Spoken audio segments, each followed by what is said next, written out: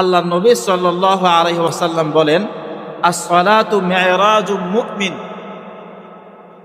নামাজ হইল মুমিন মুসলমানদের মেরাজ। নামাজ কি? মুমিন মুসলমানদের মেরাজ। মেরাজে গিয়া আল্লাহ তাআলার সাথে আল্লাহ রাসূল কি বলছেন? কথা বলছেন। নামাজের মধ্যে মুমিন মুসলমানরা কি বলে? কথা বলে।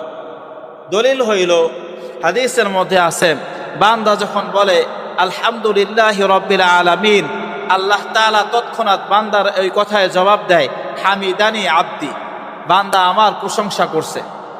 বুঝলেন? যখনই সূরা ফাতিহার প্রথম অংশ পাঠ করে আল্লাহ জবাব দেয় হামিদানি আব্দি। এরপর আবার যখন দ্বিতীয় অংশ পাঠ করে আল্লাহ জবাব দেয় মাজ্জাদানি আব্দি।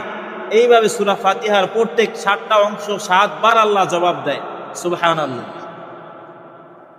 বিষয়টা হইল আমাদের তো সেই ধরনের রূহও নাই, আত্মাও নাই, আর সেই ধরনের কানও নাই যে আল্লাহ তাআলার এই জবাবটা শুনতে পারবো, বা আমাদের নামাজটাও সেইভাবে হয় না। ঠিক কিনা বলেন?